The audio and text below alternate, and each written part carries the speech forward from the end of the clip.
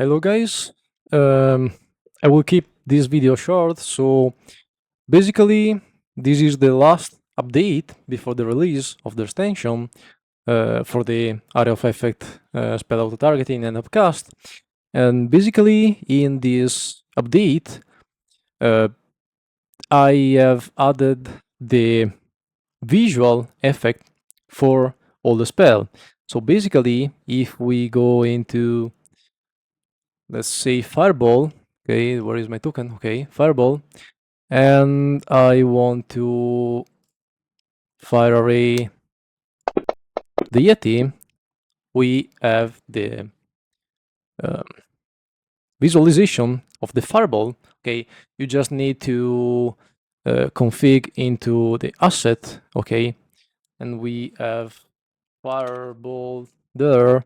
You just need to config it, and then you have it, and you just do the damage when you have completed your actions. Basically, when you confirm or cancel the pop-up, the widget, the visualization will go away.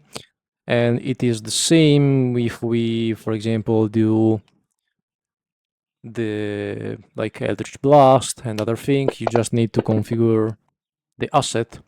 Like you can see, we attack. Okay, we miss, but if we do damage, if we hit, we do damage. Okay, wait a bit. Okay, then we confirm, and the pop-up and the visualization go away.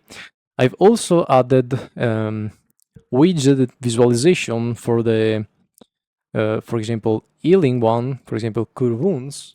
If I want to apply an healing to like my fighter there, I just do that, and the healing appear. Okay, you can configure that from here. So keep in mind that the visualization is under the token, so cure wounds. So if you want to do 100% on 100%, okay, you can do that. It's very large. You can modify it. You can also offset that. So if you want to offset in a way or the other, you can do that. This is also okay. If we click confirm, the widget goes away. Okay, this is good also because I have added visualization tied to effects. For example, if I with the warlock, okay, if we want to apply Hunter's Mark, for example, if I apply, keep in mind that the effect need to have the name, the exact same name. For example, Witch Bolt, Hunter's Mark need to be this effect there. The description need to be exactly the same of the Hunter's Mark name there. But if we like open up that and we want to apply Hunter's Mark, okay, basically, okay, this one, it appear there. And also if we want to apply that to other, the widget, the visualization scale with the token. So in the, with the big one, it is it will be big. With the normal medium token, it will be small. And like you can see, if we Hunter's Mark, okay, like you can see, I have configured that to be like offset -50 and 50 to be on the right corner, and then I have resized it to be small, because otherwise 100% was like very okay, it's big. So that, and because it is an effect tied to the effect, this is a visualization tied to an effect. Also, if you lose concentration, the visualization go away. So if the leech hit us very hard, okay, and we lose concentration, we lose the effects of the Hunter's Mark and the visualization go away. This is cool because I have added also another thing. For example, for the wizard, we have Witch Bolt there. Let me find it. Okay, and we can use the new effect like the one that say the effect goes to self and we target a creature. So basically, when we target, for example, the Yeti, and we apply the effect with the witch bolt, and we have witch bolt configured in the asset, we apply the effect, and basically we apply the effect, we see if we hit or not. Okay, we hit, we do okay damage, boom, and then we confirm or cancel, and the visualization is not going away because we have the witch bolt there with the effect. And the cool thing is that if you move, the witch bolt follow you because it's tied to the effect that is up to your uh, token. And so now if you cast witch bolt or spell that like target things and remain there, you can like have it that follow you and remain on the token. And because it is a concentration spell, if like before, if we take damage and we lose concentration, the effect and the visualization goes away. And that's it. Another thing that I want to show you is that I have added another tag that is actually this one, Enix choose, and you divide the thing with the underscore. This effect let you choose between different options there. So this help you automate absorb element.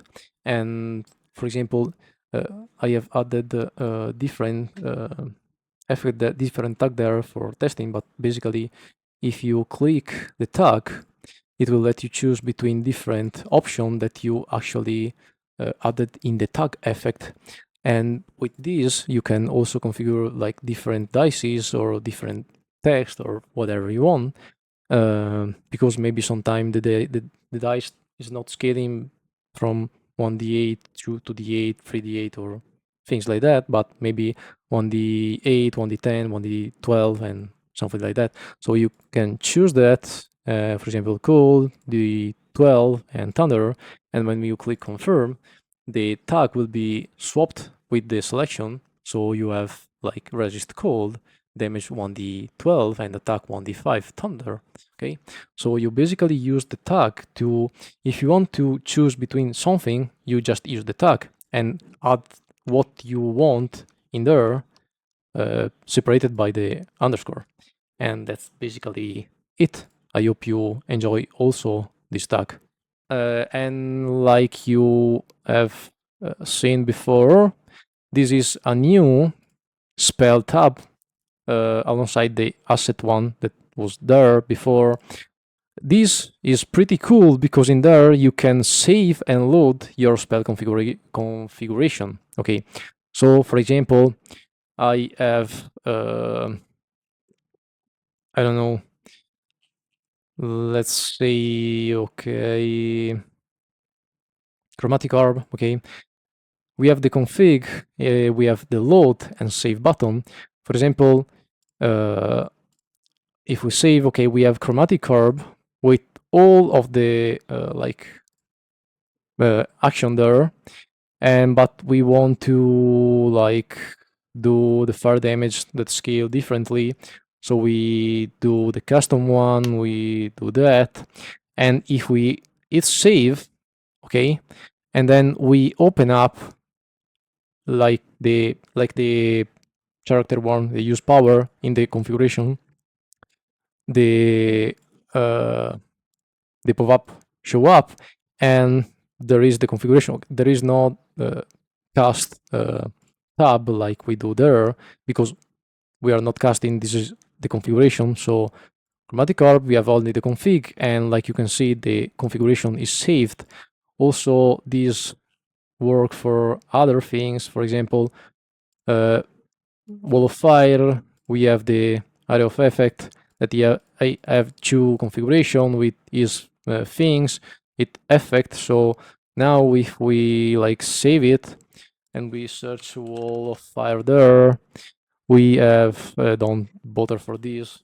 Okay, we need to delete this. Never mind, I was testing. And if we click there, you can see that the configuration are saved with their effect. What does it mean? It means also that you can export and import spell configuration. Like you can see, export spell or asset based on the current tab.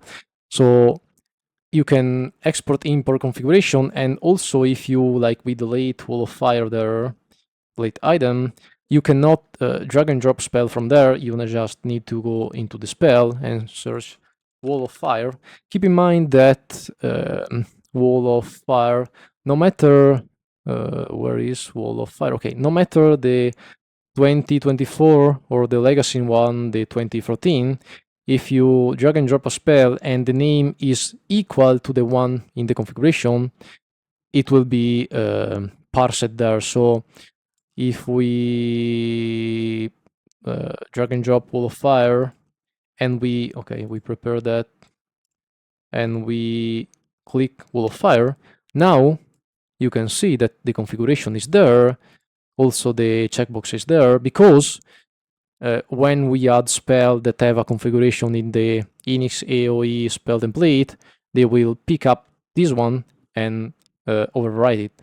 So you can also, for example, we have gate seal. Okay, gate seal have an effect.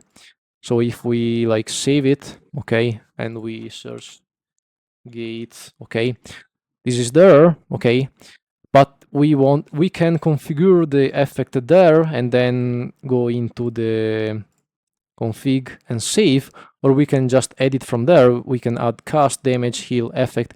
So if we want to add, for example, an healing, okay, and we say, okay, I want to add 1d6, okay. Now the gate seal have this configuration.